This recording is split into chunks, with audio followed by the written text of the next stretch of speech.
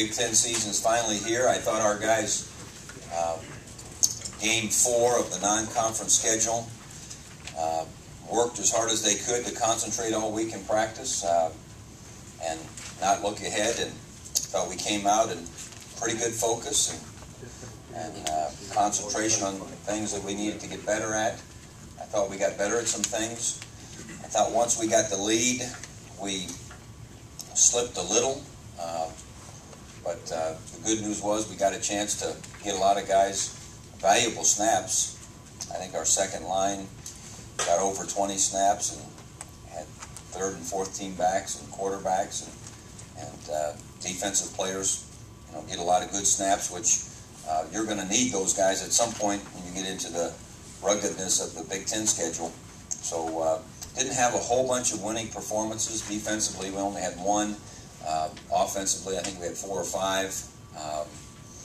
Didn't have a whole bunch of extraordinary performances from a grade standpoint. Or I think our special units player of the week was Drew Basil, who he got a whole bunch of chances. He got to kick it down there 12 or 13 times, and I think he's coming along. He's going to be a very good kicker, and he hit about 3 or 4 of them deep in the end zone, and did a lot better job on his coverage. In fact, I think he had a couple tackles, which you don't always like that to happen, but he was up in there. It wasn't like he was dragging them down after they'd gone 60 yards. He was the special units player of the week. John Simon was the defensive player, and Dane Sanzenbacher, the offensive player. Justin Bourne was the offensive lineman of the week, graded very, very well, and is playing very, very well. The attack force player was Jermel Hines, who had a very solid game. So there weren't tons of winning performances out there, but our guys did what they needed to do, and I know they're excited to get started in the Big Ten. It's exciting to go on the road. We lose many of the advantages we've had for the last 4 games of the home crowd and our band being with us and the comforts of home. But our guys like challenges, and I think they're anxious to get on the road. Illinois had a week off, so it gives you a little bit of question as to what they might come out with from a different standpoint. They have 2 new coordinators, and so they're going to be a little different than they've been in the past. Not totally different, but I'm sure we have not seen some of the favorite things that those new coordinators like to do. We've gone back and looked at film from once they came and those kinds of things, but you don't really know how they're going to do that, especially with an open date the week before. I'm sure they'll have been healthier than they've been and anxious to open the Big Ten schedule like we all are.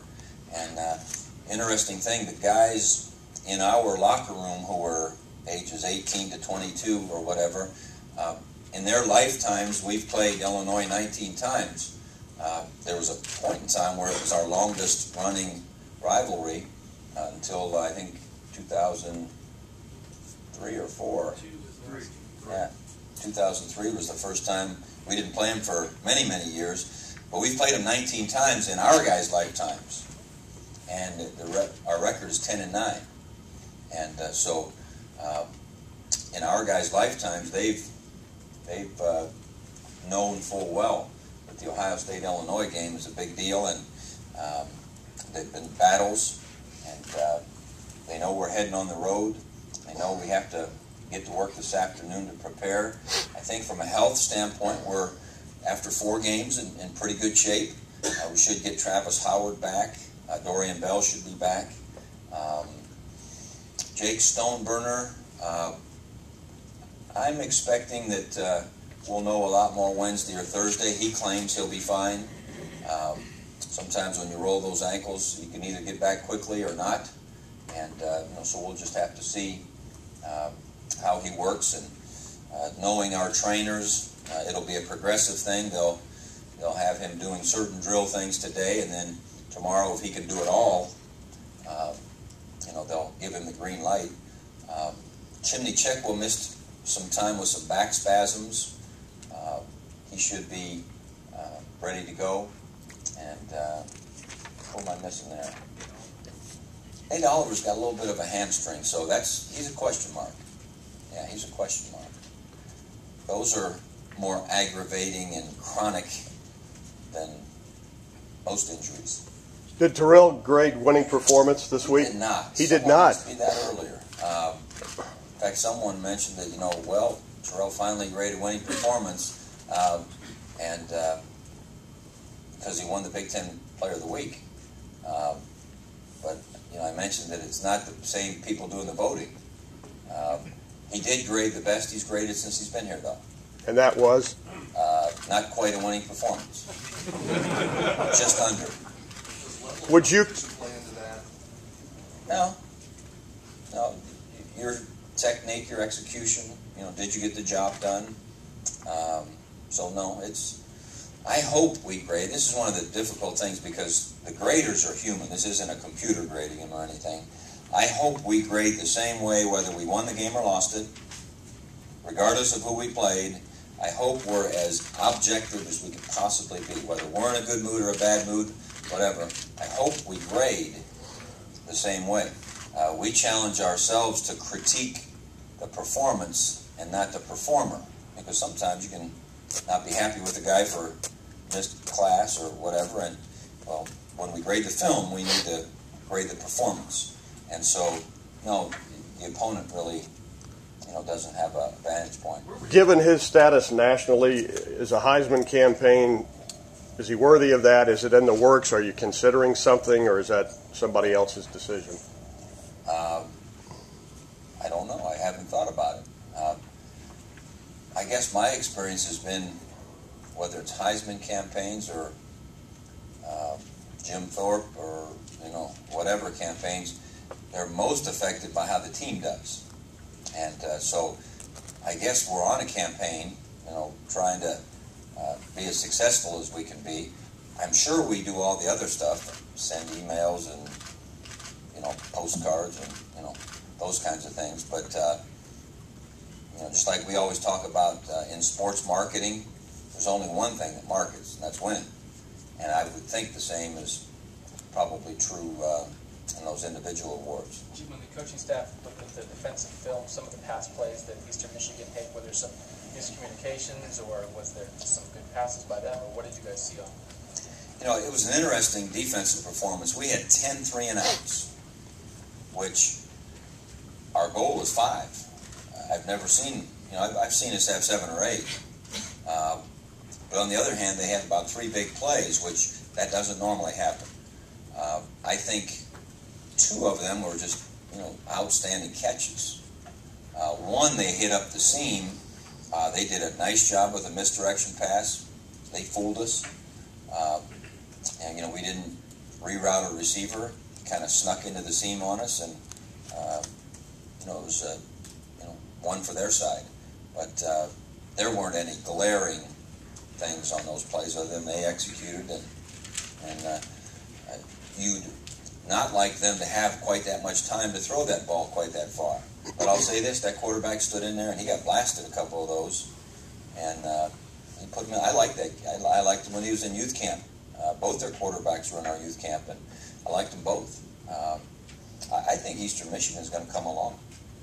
I really do. Would you like to see more production from their defensive line? Are they getting the numbers that you'd like to see at this point? I think statistically our defense is pretty good. I don't have it in front of me. I don't see a whole bunch of missed assignments or those kinds of things. Sacks don't grow on trees. Some people leave extra people in, to chip you or whatever when someone's trying to block you, someone's on you and they're chipping you as well. And so, no, I don't think I could say that I'm disappointed with anything that our defense is doing. Now, individual play, and there might be a play that we're disappointed with that play, but overall, I think our defense has prepared hard, played well, come up with a lot of takeaways for us. Have you seen more teams like in mass protection or max protect, things like that? Are teams keeping more guys in to try to? I think there are 3 things that teams do to try to keep you off guard from a protection standpoint. 1, they move the pocket. 2, they throw very quickly, get everybody out and throw very quickly. Or 3, they leave more guys in and run 1- and 2-man routes. We get all of that. We probably don't get as much traditional 5-man protection with one back checking, and the ball's that in between. We usually get pocket movers, quick throws, or max throws. Sure, there's a lot of people probably outside of Ohio, certainly outside of the region, when they hear Ohio State, they still harken back to 3 yards in the cloud of dust and what he gave and everything.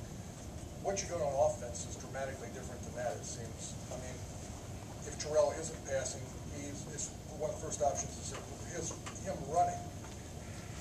How has the offense kind of evolved into this where he is making perhaps more decisions than in the past where you might just hand it to a tailback and go for straightforward block? The interesting thing, Terrell rushed for 104, I think, and 1 was a called run. And that was a 15-yard quarterback sneak, which, might be a record. But we feel as if the step up and run part of the game is a huge part of our pass game. So however many yards we passed for, I think some of those run yards need to be credited to the pass game. How have we been able to evolve to that? I think the more that the quarterback understands the whole picture, plus the better job we do protecting. Good protection helps you get some of those what we call step-ups. And we've been fortunate thus far to have our linemen intact practicing. This is kind of like diametrically opposite to where we were a year ago, where we were hardly ever on the field together. Now, I want to finish that way because we happen to finish with everyone, being together for the last month or so. So I think you put those things together. Plus, I think our backs have done a nice job in the passing game, both protection and route running and check downs and so forth. Receiver-wise, we're our 2 older guys, our veterans. Torian Washington's the 3rd guy, and he's a veteran.